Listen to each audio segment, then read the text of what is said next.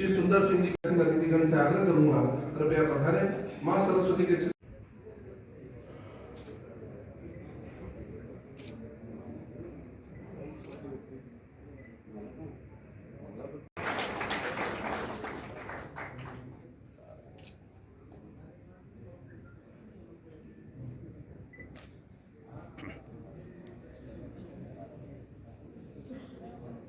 आज के हमारे जिला रक्षा समिति सम्मेलन का औपचारिक उद्घाटन करते हुए हमारे माननीय अतिथिगण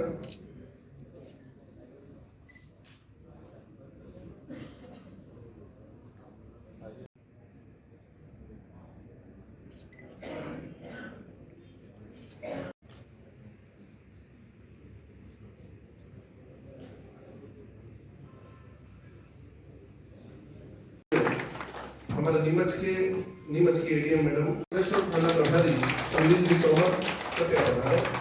श्री गजेंद्र सिंह जी पधारे। श्री रवि सिंह जी प्रमुख के स्वागत के लिए एक छोटी सी बात आप लोगों के बीच में रखना चाहूंगा, उसका प्रत्यक्ष उदाहरण आज हमारे सामने है।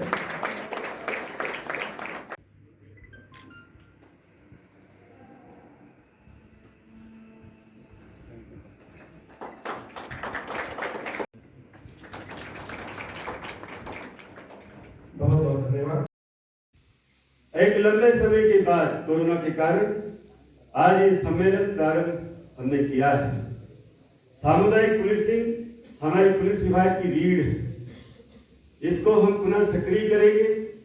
गांव-गांव में जाकर के पुनः तमाम तरह के इंतजाम व्यवस्था आदि में आपका सहयोग के लिए मीटिंगें करेंगे। और अब आगे यदि कोरोना नहीं आया, प्रभु से ही प्रार्थना है कि अब ना आए, तो इस तरह के कार्यक्रम हमारे होते रहेंगे। हम सब एक बहुत बड़ी जिम्मेदारी का काम करते हैं। हमारे विभाग में संडे वनडे नहीं होता है। हमारे यहाँ पर ठंड बरसात नहीं होता है। हमारे यहाँ पर लंच डिनर नहीं होता है। जब जब कानून व्यवस्था की बात होती है, हम पुलिस वाले, हम रक्षा समिति वाले, हम एनसीसी वाले, हम कोटवार, हम सैनिक सब कुछ छोड़ करके नगर की सुरक्षा के लिए, नगर की चिंता के लिए, नगर की व्यवस्था के लिए, हमारे क्षेत्र की सुव्यवस्था के लिए काम करते हैं। हम सब भी एक इंसान हैं। बंद हो थाने के पट ऐसा कभी होता नहीं। बंद हो थाने के पट ऐसा कभी होता नहीं। लोग सोए चैन से इसलिए मैं सोता नहीं। रास्ते में है मगर मुझे कांटे बहुत। आदमी हूं कैसे कह दूं मैं कभी रोता नहीं। साथियों, हम लोगों ने जब कोरोना की पहली लहर आई, तब जब लोग जीवन बचाने के लिए अपने घरों के अंदर बंद थे, तब हमारे इन योद्धाओं ने हमसे कंधे से कंधा मिला करके हमारा सहयोग किया है। मैं आप सबको सैल्यूट करता हूं, मैं आप सबको नमन करता हूं। आप लोगों ने जो उत्साह, जो जुनून आपके अंदर हमने देखा है, उसका एक कारण था कि हमें हमारे एनसीसी के बच्चों की शिफ्टें लगानी पड़ी। हमें हमारे रक्षा समिति के सदस्यों की शिफ्टें लगानी पड़ी। इतनी अधिक संख्या में आप लोगों ने उत्साहवर्धन के साथ, उत्साह के साथ, जोश के साथ कंधे से कंधा मिलाया कि इतने बड़े इलाके को लॉकडाउन करना, जो कि असंभव सा कार्य था, उसको हमने बहुत सरलता से किया। इसके लिए आप सब बधाई के पात्र हैं। आप सब बहुत बहुत धन्यवाद के पात्र हैं। रक्षा समिति हमारे विभाग की विधायक महोदय, परम आदरणीय पुलिस अधीक्षक महोदय, एडीएम मैडम, अतिरिक्त पुलिस अधीक्षक महोदय कनेश सर और सेवानिवृत्त जिन्होंने कोरोना की पहली लहर में हमारे साथ कंधे से कंधा मिलाकर काम किया है, आदरणीय अम्ब साहब, इस कार्यक्रम में उपस्थित हमारे सभी कोरोना योद्धा, हमारे एनसीसी के कैडेट्स, हमारे विभाग के अभिन्न अंग, ग्रामीण रक्षा समिति के सदस्य, हमारे भूतपूर्व सैनिक और हमारे सूचना तंत्र के बिल्कुल नींव कहे जाने वाले हमारे कोटवार बंधु, हमारे नगर के सभी पत्रकार बंधु, मेरे सभी अधिकारी कर्मचारी, आप सभी का मैं वंदन अभिनंदन हार्दिक स्वागत करता हूं। एक लंबे समय के बाद कोरोना के कारण आज ये सम्मेलन प्रारंभ हमने किया है। सामुदायिक पुलिसिंग हमारी पुलिस विभाग की रीढ़ है। इसको हम पुनः सक्रिय करेंगे। गांव-गांव में जाकर के पुनः तमाम तरह के इंतजाम व्यवस्था आदि में आपका सहयोग के लिए मीटिंगें करेंगे। और अब आगे यदि कोरोना नहीं आया, प्रभु से ही प्रार्थना है कि अब ना आए, तो इस तरह के कार्यक्रम हमारे होते रहेंगे। हम सब एक बहुत बड़ी जिम्मेदारी का काम करते हैं। हमारे विभाग में संडे वनडे नहीं होता है। हमारे यहाँ पर ठंड बरसात नहीं होता है। हमारे यहाँ पर लंच डिनर नहीं होता है। जब जब कानून व्यवस्था की बात होती है, हम पुलिस वाले, हम रक्षा समिति वाले, हम एनसीसी वाले, हम कोटवार, हम सैनिक सब कुछ छोड़ करके नगर की सुरक्षा के लिए, नगर की चिंता के लिए, नगर की व्यवस्था के लिए, हमारे क्षेत्र की सुव्यवस्था के लिए काम करते हैं। हम सब भी एक इंसान हैं। बंद हो थाने के पट ऐसा कभी होता नहीं। बंद हो थाने के पट ऐसा कभी होता नहीं। लोग सोए चैन से इसलिए मैं सोता नहीं। रास्ते में है मगर मुझे कांटे बहुत। आदमी हूं कैसे कह दूं मैं कभी रोता नहीं। साथियों, हम लोगों ने जब कोरोना की पहली लहर आई, तब जब लोग जीवन बचाने के लिए अपने घरों के अंदर बंद थे, तब हमारे इन योद्धाओं ने हमसे कंधे से कंधा मिला करके हमारा सहयोग किया है। मैं आप सबको सैल्यूट करता हूं, मैं आप सबको नमन करता हूं। आप लोगों ने जो उत्साह, जो जुनून आपके अंदर हमने देखा है, उसका एक कारण था कि हमें हमारे एनसीसी के बच्चों की शिफ्टें लगानी पड़ी। हमें हमारे रक्षा समिति के सदस्यों की शिफ्टें लगानी पड़ी। इतनी अधिक संख्या में आप लोगों ने उत्साहवर्धन के साथ, उत्साह के साथ, जोश के साथ कंधे से कंधा मिलाया कि इतने बड़े इलाके को लॉकडाउन करना जो कि असंभव सा कार्य था, उसको हमने बहुत सरलता से किया। इसके लिए आप सब बधाई के पात्र हैं। आप सब बहुत बहुत धन्यवाद के पात्र हैं। रक्षा समिति हमारे विभाग की रीढ़ की हड्डी है। रक्षा समिति हमारी आंख, कान, हाथ, पैर है। यदि रक्षा समिति मजबूत होगी तो हमारी व्यवस्था मजबूत हो। यदि हमारी आंख, कान और हाथ पैर अच्छे से काम करेंगे तो हमारी कानून व्यवस्था अच्छी हो। हम अपराधियों पर कठोरता से काम कर पाएंगे। हम अपराधियों को सजा दिला पाएंगे। और जब अपराधियों को सजा होती है तो उससे कई तरह के अपराधियों के हौसले ठहर हो जाते हैं, हौसले पस्त हो जाते हैं।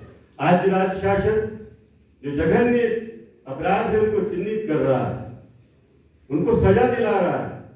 अभी जो हमारे चिन्हित अपराधों में सजा हुई है उसकी लगातार शासन स्तर पर मॉनिटरिंग होती है। और यदि कोई चूक हो जाती है तो वहां से उस पर ऐतराज आता है कि कैसे आरोपी छूट गया, क्या इसमें कमी रह गई है। और यदि हम सजा करा पाते हैं तो उसका मेन श्रेय हमारी रक्षा समिति को जाता है, हमारे स्वतंत्र साक्षियों को जाता है, हमारे सूचना तंत्र को जाता है, हमारी सामुदायिक पुलिसिंग को जाता है। हम सभी ने, आपने देखा होगा हमारा पुलिस विभाग किस तरह से, किस तत्परता से काम कर रहा है। आज हमारा विभाग शो लगाई और पुलिस बुलाई, कितनी अच्छी योजना जनता को समर्पित है। के लिए नारी शक्ति की सुरक्षा के लिए, सेवा के लिए तत्पर है, बच्चों की सेवा के लिए तत्पर है। स्कूल से घर तक, घर से स्कूल तक सुरक्षा देने का दायित्व हम बखूबी निभा पा रहे हैं। इसमें भी आप सभी का सहयोग होने चाहिए, आपका साथ होने चाहिए। तमाम बातें हैं, डायल 100 हो या तमाम तरह की योजना हो, 181 योजना आजकल चल रही है। आप 181 लगाइए, पुलिस खुद आपको ढूंढती ढूंढती चली आएगी, आपको संतुष्ट करेगी, आपकी कार्रवाई करेगी। इतनी संवेदनशीलता के साथ हमारा विभाग काम कर रहा है। मैं आप लोगों से यही कहना चाहता हूं कि जिस तरह से हमने कोरोना महामारी में कोरोना को हराया, अभी हमें कई युद्ध और लड़ना है, कई तरह के चैलेंजों पर काम करना है। जिस तरह से हमने कोरोना महामारी में कोरोना को हराकर विजय प्राप्त की है, इसी तरह से हमें उन साइबर ठगों को बताना है कि अब हमारा जनता जाग चुकी है, अब आप हमारी जनता के साथ ठगी नहीं कर पाओगे। किस तरह से हमारी जनता मेहनत पसीने से पैसा कमाती है और कुछ ठगे उनके पैसे को एक क्लिक पर उड़ा देते हैं, वो जागरूकता हमें करना है। हम अगला युद्ध यातायात व्यवस्था के बारे में लड़ना चाहते हैं, उसमें भी मैं चाहूंगा कि आप सभी लोग हमारे विभाग का साथ दें और हमें साथ दें। आज आप देख रहे होंगे कि जो दुर्घटनाएं होती है, उन दुर्घटनाओं में किस तरह से आदमी के साथ घटना होती है, उसका दर्द वही व्यक्ति सहन कर देखता है, वही महसूस करता है जिसका कोई चला जाता है, कोई किसी का टूट फूट जाता है। हम चाहते हैं दुर्घटना हो ही नहीं, हम यातायात को सुगम बनाना चाहते हैं, हम यातायात को सुरक्षित बनाना चाहते हैं। और इसमें मैं चाहता हूँ कि जो डेली हमारी चेकिंग की व्यवस्था है, उसमें भी आप लोग हमारी मदद करें, हमारा सहयोग करें। हम समाज को नशा मुक्त बनाना चाहते हैं। समाज में नशे के कारण ही जो गंभीर अपराध हमारे हुए हैं, वो नशे ने कहीं न कहीं उसका प्रभाव दिखाया है। हम नशा मुक्त समाज बनाकर अपराध मुक्त समाज बनाना चाहते हैं और ये सब करके हम एक ऐसा वातावरण आपके बीच में पैदा करना चाहते हैं कि हम सब प्रत्येक नागरिक को सुरक्षा की गारंटी दे, हमारे समाज को भय मुक्त बनाकर, हमारे समाज को नशा मुक्त बनाकर, हमारे समाज को अपराध मुक्त बनाकर, हम स्वच्छ सुंदर समाज बनाकर हमारे दायित्वों का निर्वहन करें। हमारे संविधान ने जो हमें मौलिक अधिकार दिए हैं, उन अधिकारों के साथ साथ हम मौलिक कर्तव्यों की बात करें। हमारे महापुरुषों ने जो हमें अपनी प्राणों की न्यौछावर करके शहादत देकर आजादी दिलाई है, उन महापुरुषों को नमन करते हुए हम रक्षा समिति के सक्रिय सदस्य बनकर हम अपने दायित्व का निर्वहन करें और हमारे नीमच को, हमारे मनासा क्षेत्र को स्वच्छ सुंदर अपराध भय मुक्त नशा मुक्त बनाकर पूरे जिले में नंबर 1 बनाने का प्रयास करें। इसमें मैं आप सभी का सहयोग चाहता हूँ, इसी में आपके सबकी मदद चाहता हूँ। बहुत बहुत धन्यवाद। जय हिंद। ये जो आपदा थी कोरोना कोविड-19, विश्व में पहली बार ऐसी एक नई तरह की आपदा थी जिससे कोई परिचित नहीं था और उसमें हमको काम करना था, कैसे काम करना है, उससे कैसे उभरना है। ये बहुत ही हिम्मत की बात थी। बहुत सारे पूरी दुनिया जो है घरों में कैद थी, उसके बाद भी हम यहाँ पर मौजूद हमारे चौकीदार, हमारे रक्षा समिति के सदस्य, हमारे एनसीसी के कैडेट्स, पत्रकार बंधु और सभी जनप्रतिनिधिगण रोड पर निकल कर उस आपदा से निपटने का लगातार प्रयास करते रहे और उसमें हम लोग सफल हुए और आज यहाँ पर सभी लोग साथ में बैठे हुए हैं। कोई भी घटना होती है तो हमें थाने पर सूचना मिलती है, थाने से हम लोग टीम भेजते हैं। जैसी बड़ी घटना है तो बड़ी टीम, कोई मामूली विवाद तो छोटी टीम। तो हम लोग पहुंचते हैं आधे घंटे, 15 मिनट, 20 मिनट जो भी है, डिपेंडिंग ऑन दी दूरी। बट आप लोग जहां गांव में, मोहल्लों में हैं, तो आप लोग उस फ्रंटियर पे सबसे पहले पहुंचते हैं। तो अगर आप लोग हम लोग से जुड़े रहते हैं तो हम लोग को बहुत सारी चीजें, बहुत सारे जो भले वो सूचना हो, कोई विवाद हुआ तो कैसे हुआ, कोई चोरी हुई तो किस पे आपको शंका है, इस तरह की अनेक चीजें आप लोगों से हम लोग को ज्ञान मिलता है और जिससे हम लोग बहुत एफिशिएंटली काम कर सकते हैं। तो बड़ी संख्या में आप लोग फ्रंटियर पुलिस यहाँ आने के लिए बहुत बहुत धन्यवाद। और आशा है आज आप लोग की जो भी ट्रेनिंग सेशन चले हैं तो काफी कुछ आप लोग को बताया गया होगा कि क्या हम लोग की अपेक्षाएं हैं और किस तरह से हम लोग पूरे मनासा सब डिवीजन में तीनों थाना क्षेत्रों को सुरक्षित बना सकते हैं।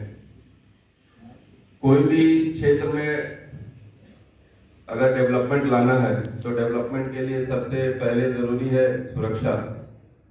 अभी माननीय विधायक जी से बात हो रही थी, अभी उन्होंने पूरे क्षेत्र के लिए एक बहुत बड़ी सौगात 1200 करोड़ का एक परियोजना का उन्होंने उसको बहुत मेहनत करके उसको बहुत कम समय में इसको सैंक्शन कराया है और उसका नतीजा आप लोग अगले कुछ सालों में देखेंगे कि किस तरह से वो क्षेत्र डेवलप होता है।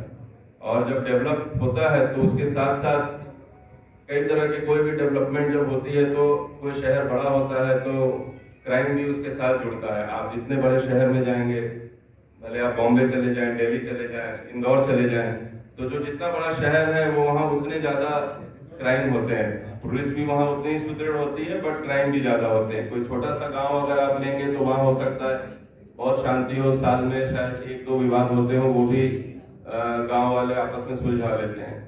तो सुरक्षा एक बहुत ही इम्पोर्टेंट अंग है डेवलपमेंट का, और आप लोग हम लोग से जुड़ेंगे और इस क्षेत्र को हम लोग सुरक्षित बनाएंगे तो निश्चित रूप से हम लोग और तेजी से क्षेत्र के विकास कर पाएंगे। जहां तक पुलिस विभाग और पुलिस विभाग के आप लोग जो साथी हम लोग के साथ जुड़े हैं उनके कर्तव्यों के डिफरेंस का सवाल है, तो मेरा मानना है कि पुलिस और पब्लिक में बहुत ज्यादा डिफरेंस नहीं है। पुलिसिंग आखिर है क्या? हम लोग कोई आर्मी के तौर पे काम नहीं करते जहां पे हम लोग बॉर्डर पे काम करते हैं, और एक जब आर्मी काम करती है तो पूरे क्षेत्र को इवैक्यूएट कर दिया जाता है। अगर कहीं जंग छिड़ी या लड़ाई हुई तो हम बोलते हैं सारे वहां के लोगों को, गांव को खाली कर दिया जाता है। तो वो एक अलग इंडिपेंडेंट काम करती है। बट पुलिस का काम इससे एकदम भिन्न है। पुलिस जब जाती है, कोई अगर कहीं कोई एक्सीडेंट हुआ है तो हम तत्काल अगल बगल देखते हैं कहाँ से, अगर कोई रोड जाम है तो हमको क्रेन कहाँ से मिल जाएगी। कोई ढाबे वाला बगल का होगा, उसकी गाड़ी में हम कोई अगर एम्बुलेंस आने में देर लग रही है तो हम उसमें उसका सहयोग लेके हॉस्पिटल पहुंचाएं। अगर हॉस्पिटल में किसी को ब्लड की आवश्यकता है तो कौन दे सकता है। तो जो पुलिसिंग है वो पूरी पुलिसिंग आम आदमी और जो पब्लिक है उसके इर्द गिर्द है। उनके अभाव में पुलिसिंग नहीं हो सकती। अगर कोई विवाद भी हुआ है तो हम पूछताछ करेंगे कि कैसे विवाद हुआ, कौन था, नहीं था। तो ये सारी इन्वेस्टिगेशन हो, चाहे रेस्क्यू मैनेजमेंट हो, कहीं कोई अगर डिजास्टर हो जाता है उसमें हो, या फिर जैसा अभी सभी अधिकारियों ने बताया कोविड का एक बहुत बढ़िया एग्जाम्पल है जिसमें आप लोग के सहयोग के बिना हम लोग इस डिजास्टर को हम लोग हैंडल नहीं कर सकते थे। बिना आप लोग के सहयोग के हम लोग इसको देख नहीं सकते थे। तो आप लोग अगर अपना 2%, 5% भी अगर टाइम हम लोग को देते हैं तो उससे क्षेत्र को बहुत हम लोग सुरक्षित बना सकते हैं। और इसमें ऐसा नहीं है कि आपको हमेशा रात में गश्ती करनी है। आपकी जो भी इंटरेस्ट हो, अगर आप 10 लोगों को अगर कोई शासन का प्रोग्राम के बारे में बता सकते हैं, अगर आपको चिट फंड या साइबर क्राइम के बारे में नॉलेज है, अगर आप अपने गांव के ही लोगों को अगर इस बारे में ट्रेन कर सकें कि ये OTP फ्रॉड ऐसे होता है, साइबर फ्रॉड ऐसे होता है, आप लोग इससे बच के रहें, तो वो भी पुलिसिंग है। अगर आप अपने वीक में 4 घंटे अगर आप निकाल लें, जो आप हो सकता है व्हाट्सएप में ऐसे भी आप 2-3 घंटे निकाल देते होंगे डेली, तो अगर आप वीकली भी अगर 2-3 घंटे आप अगर पुलिस के साथ जुड़ के अगर किसी चौराहे पे आप ट्रैफिक व्यवस्थित कर दें और उससे कहीं जाने बच जाती है तो वो भी पुलिसिंग है। और इसी तरह से कई तरह की पुलिसिंग में कोई इसके मल्टीफेसेटेड चीजें हैं। सिर्फ अपराध के बाद अरेस्ट करना और जेल भेजना तो एक पार्ट है, बट जो प्रिवेंटिव पुलिसिंग है उसमें कोई भी ऐसी दिक्कत नहीं है जो आप लोग नहीं कर सकते। और जो आप करेंगे वो अपने क्षेत्र के लिए करेंगे, अपने गांव के लिए करेंगे, अपने मोहल्ले के लिए करेंगे। तो इसमें एक तो आप हमारा सहयोग दे ही रहे हैं, साथ में आप अपने क्षेत्र को सुरक्षित कर रहे हैं, उसकी आपको सेटिस्फैक्शन मिलेगी। और हम लोग इंश्योर करेंगे कि बहुत ज्यादा उसमें आप लोग का समय न लगे, और जिसमें आपका इंटरेस्ट है आप लोग उस चीज को करें। अगर आपको किसी विषय में ट्रेनिंग भी देनी हो तो हम लोग वो भी कर सकते हैं, जिसको लगता है कि हम बहुत इस चीज में बहुत अच्छे हैं। और अगर आपको लगता है कि आपको जागरूकता में इंटरेस्ट है, तो अगर आप 10 लोगों को प्रेरित करके उनको एक गुलाब का फूल देकर अगर आप उनको हेलमेट लगाने या कार में सीट बेल्ट लगाने के लिए प्रेरित करते हैं तो वो भी पुलिसिंग है। तो कई तरह से आप हम लोग से जुड़ सकते हैं। और जो हमारे सभी गांवों से जो कोटवार आए हैं वो तो हमारे आंख, नाक, कान सब कुछ है।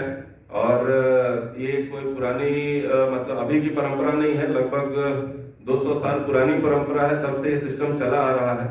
और उसके आप लोग के सूचना और आप लोग के जो इनपुट आते हैं समय पे, उसके बिना बहुत सारी समस्याएं खड़ी हो सकती है। जो आप लोग समय पर इनपुट देते हैं तो उससे वो समय पर निकल जाता है, उसको निराकरण हो जाता है। तो मेरी अपेक्षा रहेगी कि आप लोग अपने कानों से जुड़े रहें। नंबर विदाई नहीं हो पाएगी। जोरदार तालियों से स्वागत करें।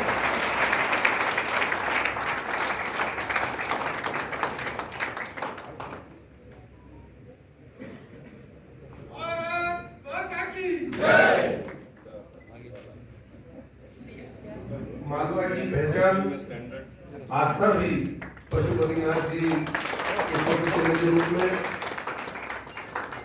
सम्मानीय अतिथियों द्वारा माननीय एसपी साहब कह रहे हैं कि रिटायर नहीं माना जाए, लेकिन जो सिपाही होता है वो न तो टायर्ड होता है न रिटायर्ड होता है, क्योंकि हम जिन लोगों का सम्मान करने के लिए आए हैं ऐसे लोगों का सम्मान करें।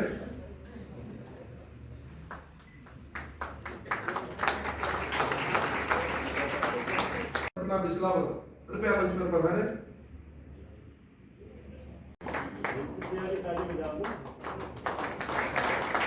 कैडेट्स के सम्मान के उपरांत थाना मनासा रक्षा समिति के जो सदस्य हैं शुभम पिता देवेंद्र उपाध्याय लेता जा रहा हूं, क्रम से कृपया मंच पर आए। लोकेंद्र पिता ललित जी पाराशर, ये मनासा थाने के रक्षा। आंचल मालवी, पुष्पक मालवी, हेमंत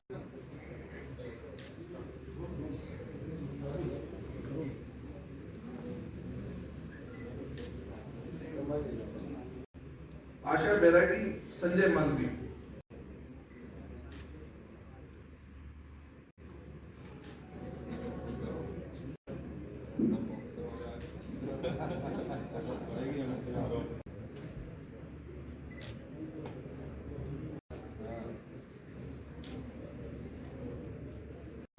रामचंद्र सेन, आशा की बैरागी, संजय मालवी।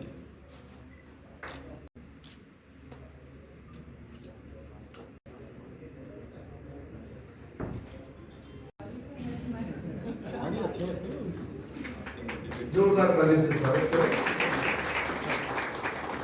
मैं जिन लोगों को आवाज दे रहा हूं पूरी क्षमता के साथ अपनी ड्यूटी का निर्वहन किया है।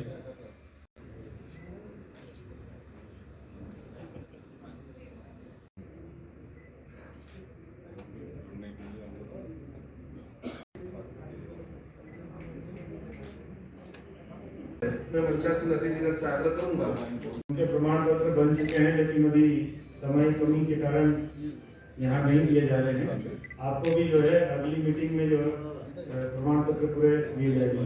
धन्यवाद।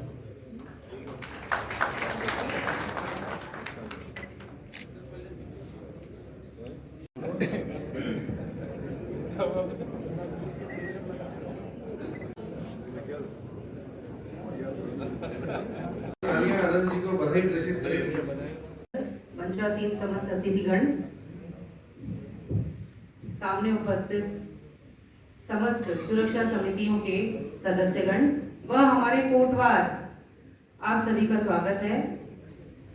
एसपी सर डिटेल में बता चुके हैं पुलिसिंग के बारे में। मैं बस इतना ही बोलूंगी कि दशकों से जो गुप्तचर था वो आज का कोटवार है, तो वो भूमिका आप लोगों को निभानी है, निभाते रहे हैं और आगे भी निभाएंगे। मैंने एसपी साहब से यही रिक्वेस्ट किया है कि आगे कभी भी इस प्रकार के प्रोग्राम होंगे तो हमारे जो कोटवार हैं जिन्होंने बहुत अच्छे से कार्य किया है, जो ग्राम पंचायत स्तर पे एक बुक होती है जिसको नियमित तौर पे वो लोग अगर मेंटेन कर रहे हैं तो उनको भी यहाँ पे आके अप्रिशिएट किया जाए। और यदि हो सके तो अभी एक दो कोटवारों को तो आप आई वुड रिक्वेस्ट कि आप उनको सम्मानित आवश्यक तौर पे करें। और जैसा हम सभी ये जानते हैं कि आने वाला समय है जो कि त्योहारों का समय है और 2 वर्ष के कोविड के उपरांत थोड़ी नॉर्मैलिटी आई है आज हमारे यहाँ पे, तो बहुत ही अच्छे से त्योहार होने वाले हैं। तो उसके संबंध में यदि ग्राम पंचायत स्तर पे आप लोगों को ये सुनिश्चित करना है कि सभी सुधार सौहार्दपूर्ण तरीके से हो, वह किसी प्रकार में यदि कोई इशू होता है तो आप ही हमारे कान हैं, आप ही हमारी आंखें हैं, ये जैसा कि एसपी साहब ने कहा है, तो उसको तत्काल से आप लोगों को तहसीलदारों को सूचित करना है। तहसीलदारों के माध्यम से एसडीएम और हेडक्वार्टर को जो सूचना प्राप्त होती है वो आप ही के माध्यम से होगी। और समस्त मैं एसडीओपी साहब और डीआई साहब को बधाई देना चाहूँगी आपके सक्सेसफुल आयोजन के लिए। ऐसी गुडविल, ऐसी सेमिनार्स होती रहनी चाहिए। एक आदान प्रदान भी होता है सूचना का, और प्लस अच्छा भी लगता है कि सभी से एक जगह पे मिलना हो जाता है। जब गांव जाते हैं तो इंडिविजुअली एक जगह से मिलना होता है, जब सब साथ में मिलते हैं तो ये भी एक दूसरे की जो गांव से संबंधित सूचना है वो एक दूसरे को भी बता पाते हैं और हमें भी बता पाते हैं। अगर कोई कोटवार बंधु कोरोना काल के दौरान हो रहा है, कोरोना में जो लोग लगातार मदद कर रहे हैं उनके सम्मान का कार्यक्रम है। सबने चर्चा कोरोना की थी, मैं भी मैं कोरोना की चर्चा जरूर करूं, क्योंकि ऐसा विकट समय था जिसमें किसी को किसी की परवाह नहीं थी। हमने वो समय देखा है जब परिवार के लोग अपने घर के बड़े आदमी को, अपने घर के बच्चे को कोविड सेंटर के बाहर पटक के ऐसे भागते थे जैसे भूख लग जाएगा। ऐसी विकट परिस्थिति, और इस विकट परिस्थिति में इस सबको संभालने वाला कौन था? या तो हमारी पुलिस, या एनसीसी के कैडेट्स, ये कोटवार और ये ग्राम रक्षा समिति के सदस्य। और जनप्रतिनिधियों में हम लोग साथ थे लगातार, और बाकी तो मीडिया के लोग कोरोना को कोरोना समझ ही नहीं रहते, रात दिन दौड़ते थे। यही सब लोग, ये गिनती के लोग थे उस समय सड़कों पर। लेकिन इतनी मुस्तैद ड्यूटी थी कि मुझे वाकया ध्यान है आज भी कि हमारी बेटियों में से कोई बेटी थी जिसने मुझे रोका था। आप इन बेटियों में से कोई बेटी ने मेरे को रोक दिया। मैं गाड़ी से आ रहा था, बैठक में से आ रहा था सर्किट हाउस से, और उन्होंने रोक दिया। गाड़ी रोकी, बोले आप कहाँ घूम रहे हो, आपका पास लाइए। मेरे को बहुत मजा आया, मतलब उनकी ड्यूटी को देख के मेरे को इतना अच्छा लगा। मैंने तुरंत उन बच्चों को एप्रिशिएट किया, मेरा अपने पास दिखाया मैंने पहले उनको। फिर जब उनको एकदम समझ पड़ी तो बोले सर गलती हो गई। मैंने गलती नहीं हो गई, तुम वाकई में अच्छा काम कर रहे हो, तुम इनाम देने योग्य हो। और तभी एनसीसी कैडेट्स को मैंने सबको प्राइज दिया था, टेस्ट प्राइज। सब बच्चों को 2000 रुपये, 1000 रुपये, 2000 दिए, 1000। सारे एनसीसी कैडेट्स को 1000 का प्राइज इस बात को मिला कि उस बेटी ने जो किया वो मेरे को बहुत समझ में आया। बहुत किया क्या है ना, एक बार इसके लिए ताली बजा रहा मैं बच्चों को बड़ा सम्मान करना चाहिए।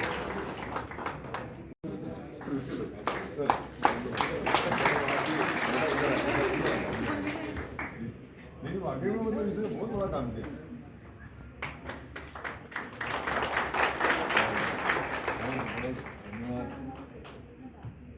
अभी जमीन बनाए बच्चों को अभी देंगे सर, बन सकते गए हैं सर, समय के कारण पूरा सर बने सबको भी देंगे। अपनी बात कहने का मानना, और ये जागरूकता आप सब में चाहिए। वास्तव में आप सब लोग, मैं तो प्रणाम करता हूँ आप सबको कि आप सब लोगों की वजह से मेरी तहसील की, मेरी विधानसभा क्षेत्र की रक्षा हो गई। क्योंकि हम चैन से घरों में सोते तो बाहर कौन कष्ट करता है? रात भर सायरन बजते हैं, रात भर पुलिस घूमती है। अगर ये पुलिस नहीं घूमे तो क्या व्यवस्था होगी? लोग बहुत आसानी से गाली देते हैं। मैं विधानसभा में कई बार बोलता हूँ पुलिस की, आपने सुना होगा मेरा व्यक्तित्व, बहुत बार विधानसभा के अंदर में बोलता हूँ कि चाहे जब लोग गाली दे देते हैं पुलिस चोर है, पुलिस भ्रष्ट है, मैं एक ही बात पूछता हूँ हर आदमी से जो भी गाली देता है उससे कि तू थाने क्यों गए? अगर पुलिस चोर है, तुमने पहले अगर ये मान लिया कि पुलिस चोर है तो थाने में क्यों गए? क्या है साहब, रिपोर्ट तो करते, मेडिकल कराया, मेडिकल भी कराया। जब मेडिकल में कुछ नहीं आया तो क्या फांसी पे लटकाते? आजकल लोगों की एक्सपेक्टेशन ये हो गई, गाली दी उसको फांसी पे लटकाओ, तुरंत सजा सुना दो उसको। ये लोगों की एक्सपेक्टेशन है कि बहुत कायदे से निपटाना है। और बाकी लोग ऐसे आते हैं जिनकी रिपोर्ट हो जाए उनकी रिपोर्ट फड़वा दो साहब। ये बड़ा अजीब काम है, मुझे आज तक समझ नहीं आया रिपोर्ट फाड़ते कैसे? रोजनाम से लिख के रोजनाम से फाड़ दो, हो सकता है। बड़ी अजीब सी घटनाएं होती जीवन में। फिर भी मैं लोगों को समझाता हूँ कि पुलिस को पुलिस का काम करने दो। बहुत लोग आते हैं और बार बार पूछताछ कर रहे हैं, मैंने नहीं पूछे तो बंद कर देंगे। पूछताछ करके घर भेज रहे हैं तो वो उनका काम कर रहे हैं। पुलिस को अपनी जांच से मतलब को कम से कम इतने मदद तो करो। लोग जांच में मदद नहीं करना चाहते, उनसे आप कुछ पूछताछ ही मत करो, पर पुलिस को पुलिस ही करना पड़ेगा। मैं तो एक बात और रखने वाला हूँ एसपी साहब विधानसभा में